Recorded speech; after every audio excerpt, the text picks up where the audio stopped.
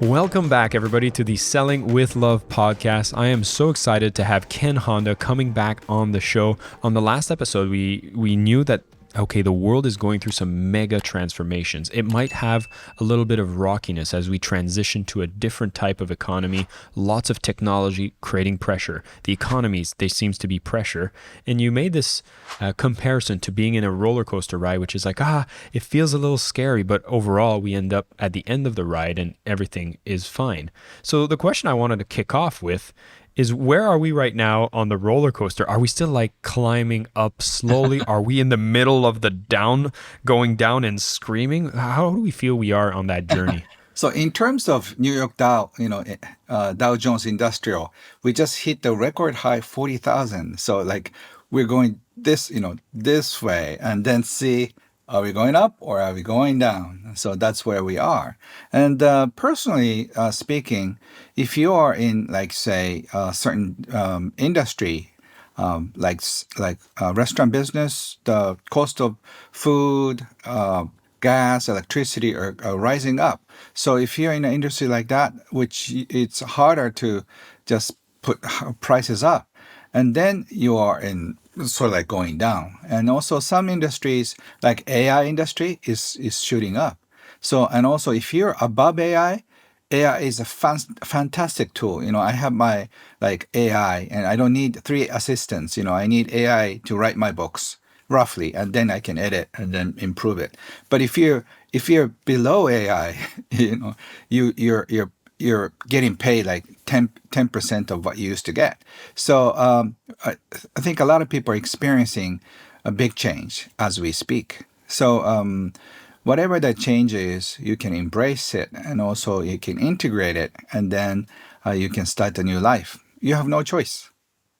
I mean, we're feeling the ripples of the AI industry for sure. I think that's the biggest one that people are like, wow, it's not coming, it's here.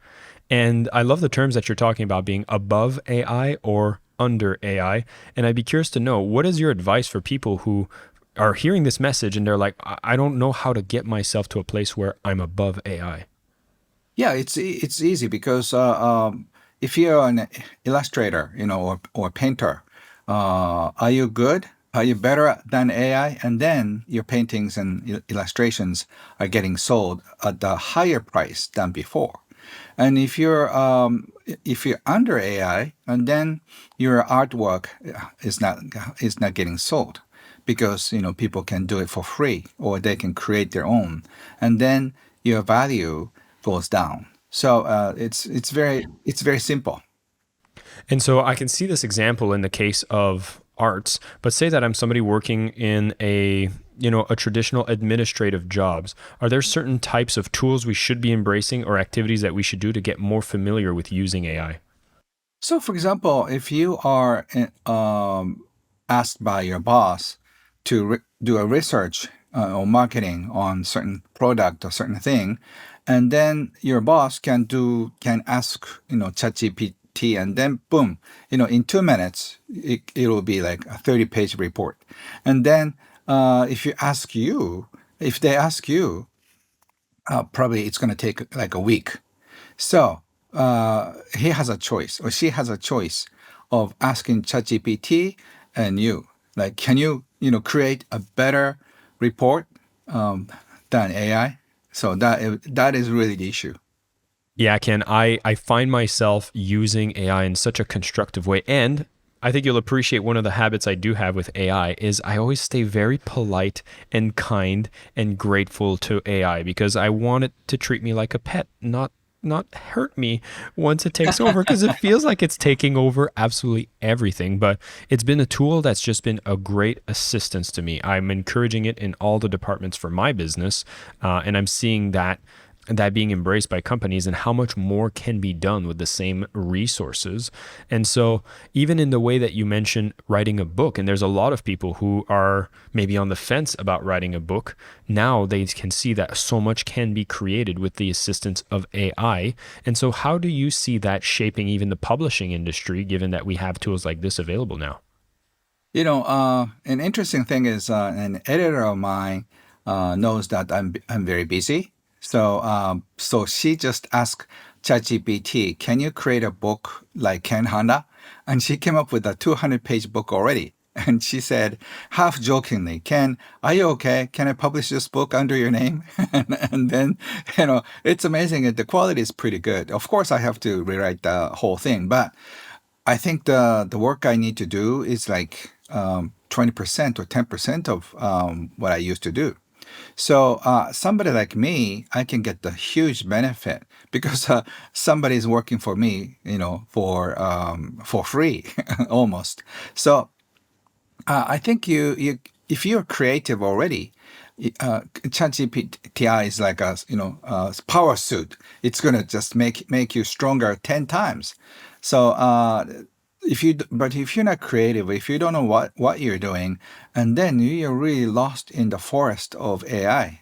So I think we are all like left in a very cold, wild forest of AI that there's no food and there's no water in the forest. So we have to make means to find food and water in the forest before the government comes in and support. I think we're going to have some kind of a universal system once enough people will be out of job, and then create a chaos in the world, which is, as we speak, it's happening right now in Europe. And I've been just going around the world. I just got back, and I've seen many cities in Europe and America.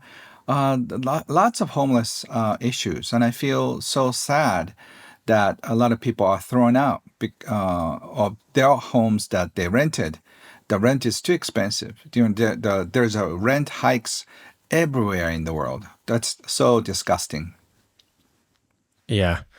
Oh, so we are feeling that pressure. And of course, you kicked off with saying some of these industries that are closer to the supply chains, like the restaurants, are Hmm. already seeing how they have to raise the price. I was actually looking at a report that was showing an ad from the 1990s from McDonald's and how they had a bunch of meals that were on the dollar menu. And it was Yeah. just $1 to get a cheeseburger. And now it's a lot more expensive, particularly I'm looking here in US dollar terms, but I believe, Hmm. well, I think it's like $5, if not more, to get a cheeseburger at McDonald's now. So you're already seeing even the fast food restaurants are becoming out of access for pricing. So that's kind of the downside on the roller coaster. And Hmm. we talk about how AI is going to be one of the things that you can do as an action right now. If you find yourself being above, you'll be able to leverage the tool and generate some value with it. And you've highlighted creativity, like if you have this creative power being a true advantage here. How important is creativity in this shifting economy? Since general brands have no higher value, so the general brand, it gets the lower the prices. So if it's just a regular cup of coffee, maybe you can get $2. But if it's a high quality, nice selected coffee, people don't mind paying $10. So the same thing goes with art. If it's just a painting, AI can print it out. It could be like $5. But if it's a very nicely done painting, it could be $5 million. So the value added is what it counts. So if you're doing if you're doing a coaching, if your coaching is a regular service, like a mediocre general service, and then you're getting paid the lowest minimum. But if you are coaching as one and only, that a lot of people want, and then you can charge as much as you want. So I think it goes with anything, cars or clothes or glasses or whatever the services you're in. The more high value that you can create on top of this general thing, the higher pay you receive. So the creativity is what counts from now. I'll bring up an example for me because I had a friend who came to me and wanted to get into sales. And they said, oh, well, I've heard that there's two types of people in sales. There's setters and closers. Setters are people that book the appointments for the closers. The closers are the one that actually have conversations with people and get them to make a transaction. And he Mhm. said, oh, well, some people told me being a setter is actually a better and easier way to get into it. And what I told him is a setter is just a temporary role until the efficiency of the system allows people to book their own appointments. And Right. I think with AI, that's already going to start happening. And that's when I hear you speak, that's an example of where if you're not in the higher value part of the equation, where you have the unique thing that will be harder to replace with AI, you can actually still justify a lot of Yes. your value. Yes. And also Um, like something manual, like a massage therapist, right now, nobody, or not good machines. Oh, not good Oh, I machine. love the. We're going to bring the effects from Apple. For those who are watching on YouTube, you see fireworks going off. We're going to keep that. Yeah, yeah. So if you're good with massage, and then AI is not yet taking over that quality of massage. So I think Mhm. whatever you do, just do more than AI. Do more that so computers or AIs can't replace you. Well, it's interesting you bring the massage example because there's plenty of massage chairs, right? Hmm. But everybody knows that there's something different from going into a massage chair versus Hmm. doing something with another human that actually gives a massage. So it feels like every industry has the massage chair that's coming, but there's a uniqueness of the human that still needs to exist in every industry. And I guess we need to find that essence based on where we're at or what industry we're working in. Yeah, yeah, that's a good metaphor. And also, you have to find your own niche. I always say there is a reserved seat somewhere in your train, and then you have to find out where your seat is, because a lot of us are sitting in the wrong seat. And when somebody comes over and then says, "Sorry, you're taking my seat," and then you're getting fired from the current job. So all you have to do is get up and start looking for your own seat. And once you see your own place, you know that's your place. So when you're feeling uneasy about where you are, or just when you feel like something doesn't click in at where you are, you really have to stand up and start looking.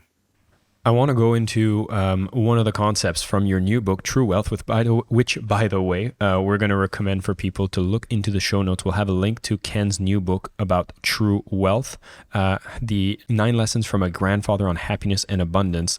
And I want to pull up the first letter that you speak about synchronicity and everything we've been talking about, which is the economy shifting very rapidly, the AI that's on the rise, how we need to start looking at ourselves and finding different seats. It seems like synchronicity would be something that could assist you a lot when it comes to being able to pay attention to what it is and what it is not. So I'd love for you to share us a bit more about the first letter from the book to give us a bit of a taste of where does synchronicity play a role in helping us find true Yeah, wealth. great. Thank you for asking. So before I go into all the details, let me just tell you briefly about my book. So it's a novel that I wrote 4 years ago in Japanese, and now it got translated into English. So it's about 9 letters that grandfather left for his grandson. So this guy is a multimillionaire, but he donated all the money to charity. So instead, he left 9 letters. So this boy, 20-year-old boy, receives a package from his grandfather's lawyer, and there are 9 letters in the package. And each letter has a title. The first letter is synchronicity, the second decision, intuition, and action, and they follow. So each letter he opens, something happens. So it's like a dramatic novel. And then this boy learns about his father, grandfather, and all the important lessons that he didn't get to learn from his grandfather while he was alive. So Jason is talking about the first letter he opened, and the first letter is synchronicity.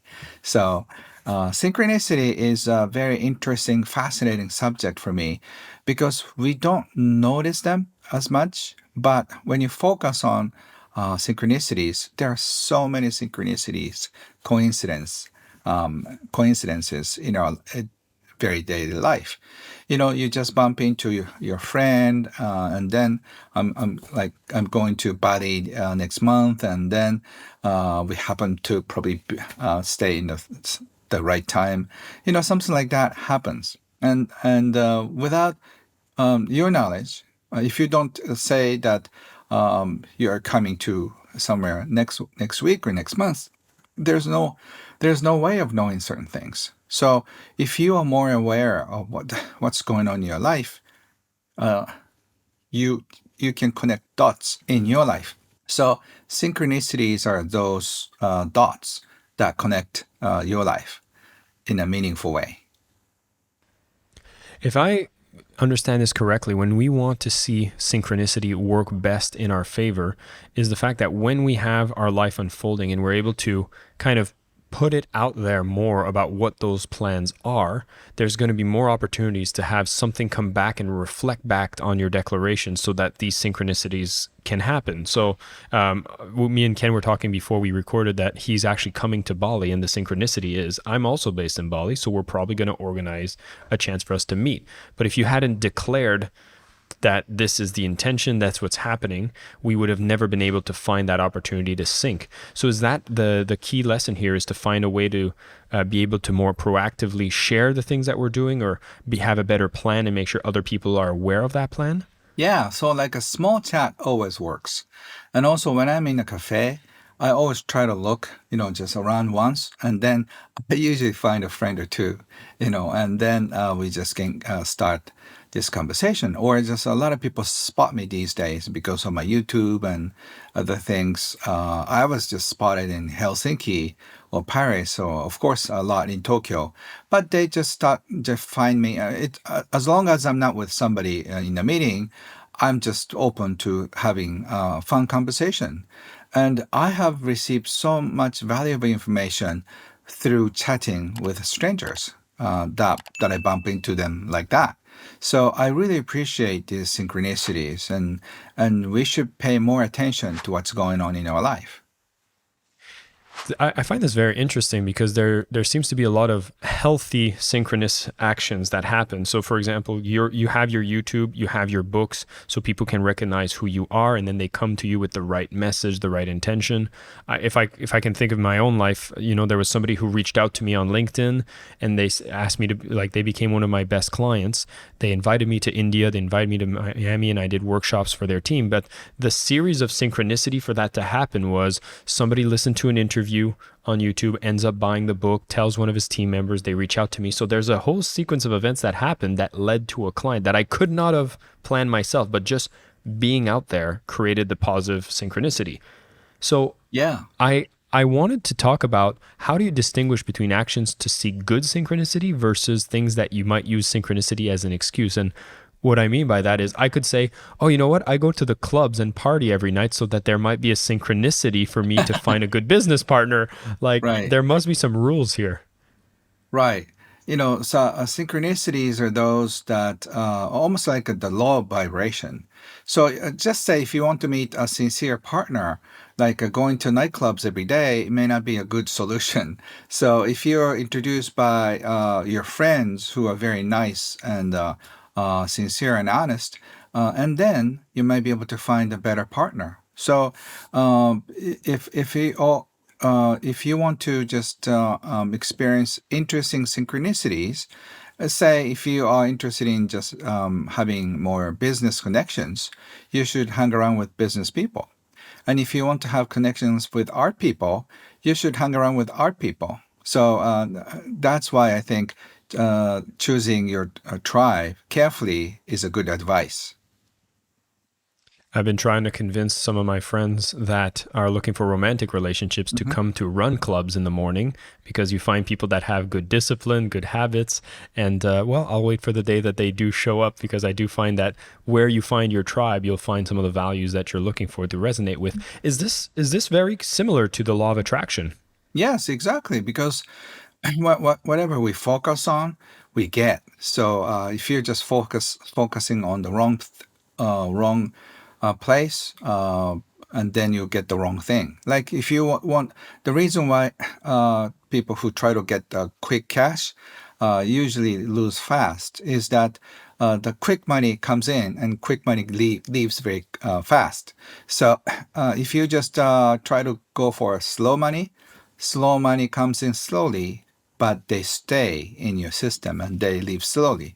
So it's the same thing. So you have to, if you want to have a nice, long-lasting relationship, and then you should be surrounded by those who that you can trust on. Hmm. Yeah, I love this input that's coming in. You get to reflect on. What I would want to comment about though is right now there seems to be an overarching message that would be around fear, worry, and that's always happening. I mean, the news always has something to worry about, but economically speaking about wealth, like we've talked about rising prices, we're hearing about inflation, high interest rates, we're seeing indicators in data that is maybe skewing towards the negative. Are we saying that we should be trying to avoid these uncomfortable topics, or are there ways you can lean towards it that still brings positive outcomes? I think facing those negative emotions is very important because negative emotions would be just a great kickstart, kick you in the butt. And then, okay, I have to seriously start thinking about how I operate in my business. So I think fear can be a nice motivator for you if you are if you treat it nicely. So you can always embrace negative emotions as well in order to have a beautiful life.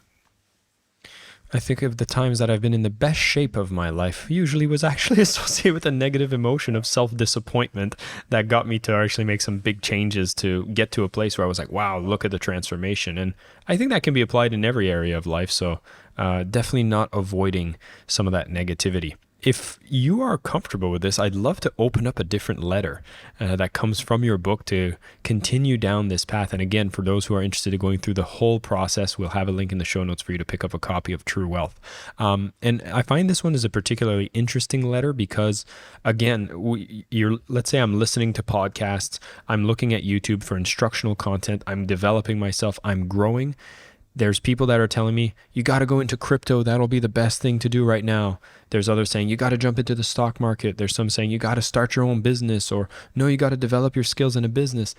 There's so many choices to make, and there's so much information that's coming at us telling us what we should or shouldn't do, oftentimes very conflicting type of advice, and it's very hard to make decisions. And it seems like a lot of us might be stuck in indecisiveness because we're trying to just grab onto another piece of information that's going to tell us this is the right way to do it. And I'd love to expand on what are your philosophies around decision and how to navigate. So the right decisions have to come from your right intuition. So check if you're just feeling greedy or just feeling too fearful. When decisions are made out of fear or out of greed, usually they will just guide you to a place that's not so fun. So if you make a decision out of greed, I think you just want, like, for example, when you feel like I have to make this decision to make money, then that usually leads to a loss. So I think when it comes to money, you can build on a strong foundation. And so easy, quick. If you're trying to go for easy, quick money out of greed, you are likely to lose because it's like playing games with a devil. They let you in the second time or three times or four times, but if you just lose after 11th win, you lose everything, and then that's how a lot of gamblers lose all their money. So a lot of people are going into easy money. They just leverage their business until they lose everything. So just see in the next couple of years, Warren Buffett says, when the water is pulled out from the swimming pool, you know who's not wearing a swimsuit. So that's what's going to happen. The emperor's clothes shall fall. And so I feel like what you've just shared here brings in a lot of emotional awareness. And I'd love for you to speak on that. What role does that emotional awareness, because you spoke about, okay, am I coming from greed? Am I coming from fear? It sounds like this is work that needs to be done to have a better barometer to help you make those decisions. Are there tools you suggest to nurture that? Yeah. So I always check myself. Am I doing this for me? Am I doing this for other people? So I always check the arrow. Is it going for me or going for other people? So if I'm just doing for other people, I do better. And if I'm trying to do it for me, usually not good. So that doesn't mean that I work for somebody for nothing and then I don't get paid. So that's not what I'm saying. But my intention is, am I working for other people? And if I just make some people smile, as a result, the happy money comes in. But if I'm trying to do something just only for me, usually that thing doesn't just stick for a long time. So I try to make sure uh, which way the arrow goes. Hmm. I As you say that, I'm thinking of one of my primary clients, and I remember the intention that I came in was just really, really wanting to help them, and helping them even in the sense that I had that as an initial prime. I was like, oh my God, I just want to get in there and help them, but they weren't my client yet. And that fuel of wanting to help them is what made me tell them, I need you to pay me thousands of dollars so I can come inside your business and have a look.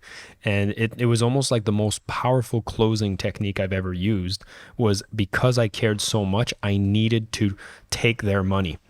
And I say that deliberately because a lot of us have that fear of like, oh my God, taking money, I don't feel too comfortable. But when I was so anchored with the fact that I know if I just go in there and have a look and start seeing at what's going on, I felt like I had this calling to make sure a transaction happened. And I took the money and I had policies in place to offer, a guarantee of deliverability. Even like I was very comfortable saying like, if this doesn't transform things, you'll get your money back. And I was comfortable making those statements because I just wanted to get in there and help. And there was like this reciprocity or vibration to that energy that just made them go, ah, okay, here's the money, please come in. And I was able to do such a great work there. And I find what you're saying right now is like a reinforcement of investigating all the times that I've had great success has come from that arrow pointing out.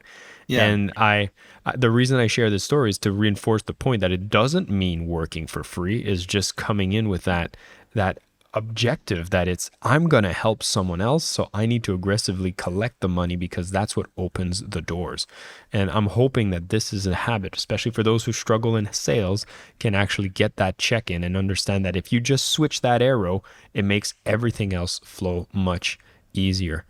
Ken, I love how you blend so much of these practices that are more anchored on the spiritual side that actually leave towards having results in the tangible, like the financial reward. We've talked about this even on the previous conversations where some of the key relationships we should nurture are what are going to create a lot of your wealth. It's not the tangible assets, it's intangible assets. And I find that now more than ever, it seems to be reinforcing that that's what we need to invest on. Would you have some additional information for anybody who's trying to find themselves outside the woods on what they can do to foster better relationships that can support them in the transition? So whatever you do, there's always something that you can do for other people by using your gifts. If you're good at listening, you can be a nice counselor, and if you're good at talking, you can be a coach. Oh, by the way, there are two kinds of salespeople. One listener, the other speaker. You can become a top sales either by listening or either by speaking. So whatever the gift you have, you can both be very successful. So, figuring out what you're good at. If you're good at cooking, you should cook more. If you're good at writing, you should do that more. So, focus on your gifts and focus on your strength.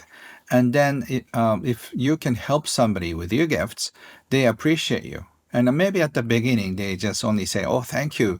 Thank you, Ken. You did a great job." And then you get nothing. But sometimes they take you out for lunch and dinner, and then they start paying you.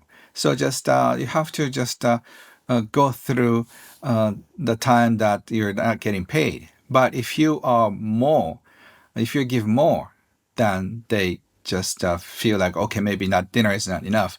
They stop paying you. So maybe first few years could be tough, but after you're better at what you do, and then they start paying you. So I used to be a speaker, and in my 20s, and people loved my speech, my presentations, but they didn't pay me. They just thanked me. And then after a couple of years, they said, "Oh, no, your speech is so good. At least I have to do something. Can I pay you?" And then they started paying me. So you have to pour more unless it overflows. So if you're not getting paid, don't complain about it. Instead, you should be thinking, what can I do more to convince them that they want to pay you? You mentioned something right there that I hadn't heard before, but you at first it seems like the thanks were coming before the money. Would measuring the thanks you get from the activities you do a good indicator that you're on your way to getting actual financial transactions from your activities? Yeah, so I always tell my clients, collect your thank you in your life.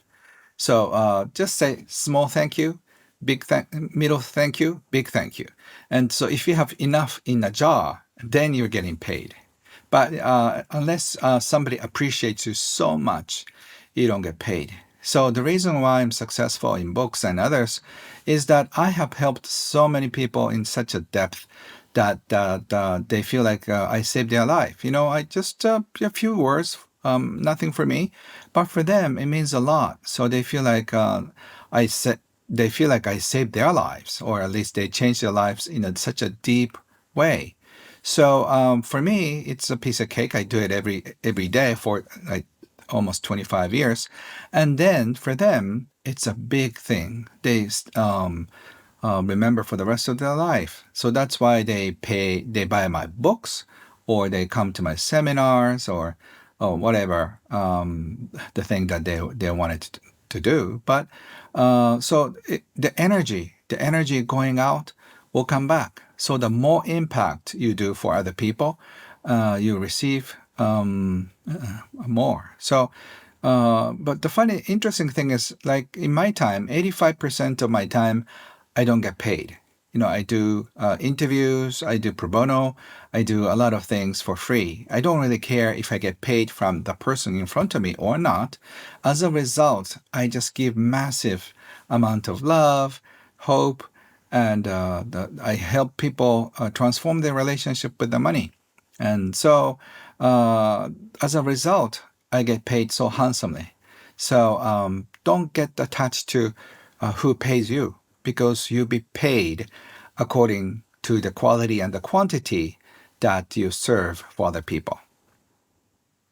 Ken, I find this is one of the most fun spiritual ways of measuring brand equity is how much thanks you have in your jar is really what kind of becomes that source of being able to have goodwill and to monetize in the future as well. And I think that's a very, very important thing for people to focus on, especially if you want to find yourself in the place where you're above AI, as we spoke about at the beginning.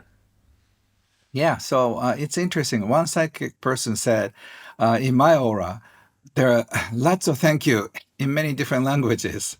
And I really love the idea, that a lot of, because I talk about arigato your money, appreciate your money in your life. And I'm sure, it's in 34 languages now by now. So it makes sense that I have a lot of thank you in my auras, and I really love that idea. So if you just keep just sharing who you are, sharing your gifts, your life will be full of thank you. Ken, I will send you one extra thank you into your aura from Thank you. It myself came and right the here. listeners of Selling with Love. It's been an absolute pleasure to have you come back on the show and share so generously with us. Thank What I'd you. love to do is just for everybody listening in, some of the key takeaways I've had from this conversation. Number one is just understanding, yeah, we're getting towards that top, maybe starting going down on that roller coaster, but have no fear. There's a lot of things that we can do to find ourselves out of the forest and back into a good space as we're having this transition happening in our economy. We've talked about how being above AI is going to be a key thing we can focus on. What are the things that we do that aren't replaced by AI at this time? Thinking about the massage chair, and how you can still be a masseuse in that industry. What is that creativity that you need to work on? What is that key part of the skill set that you can use AI to make yourself more effective, but there's still that key skill in your particular field that you can still do? Oftentimes, you'll notice it's going to be based on human to human connection. We talked also about how synchronicities are a powerful thing to assist you on that journey. And the more that you have your plans being put out there and the actions that you take and the places that you go, bring the kinds of synchronicity that you want coming back into your life, might start taking you towards a path of getting out of the forest and being much more aligned in the process. Maybe a little less clubbing, maybe a little more going into business environments or creative environments that start nurturing the things you want in your life. Very, very much like the law of attraction for those who are a fan. We've talked about how you want to make sure you're having great relationships with people. Of course, that was a big focus of our last conversation, but every single person you interact with, you're going to be creating value. If thanks comes before the money, collecting thanks might be the best indicator that you're on the right path to your gift. So if you're cooking and you're receiving gratitude, do more of that and see if it actually starts filling up that jar to a point that it could become something monetizable in the future. And then if you're feeling overwhelmed with making those decisions, getting in touch with our emotions, checking in and seeing, are we doing this from a good or a bad place? Greed, fear, might create the short term, but the long term results is what we're looking for. And you'll see that those are aligned with much higher vibration emotions in the process. There is so much more for you to unpack from this new book, True Wealth, the 9 Lessons from a Grandfather on Happiness and Abundance. Once again, show notes will have a link for you to grab yourself a copy. You'll be able to go through this story and read the 9 letters to see how this can guide you towards building the wealth, even as we transition in the current times. Ken, it's been an absolute pleasure having you come back on the show. Always fun. Thank you so much. Any closing thoughts? I usually ask what does selling with love mean to you, but we've had that answered before. So I'd just love to know, what are the exciting things you're looking forward to in the future? So, I think I always say money is there to be enjoyed. So let's enjoy money. Let's appreciate money and let's embrace fear. We're going to experience lots of fear, but let's melt fear with love is, I think, what selling with love is all about. So thank you, Jason, for being such a kind and generous leader who just sparks love and inspiration in all the people that you touch. I do my best. I appreciate the thanks. I'll take it as an indication that I'm also on the right path, but I really appreciate every moment we spend together, Ken. Yes, you're incredible. Please keep on shining, people. Thank you so much for listening to the Selling with Love podcast. We have some previous episodes you can tune into right here. And if you prefer the short form content where you get to the point in under 10 minutes, we do have a ton of clips from our best episodes that are being shared on this channel as well. So pick which one supports you the most. And of course, thank you for liking, subscribing, and of course, selling with love.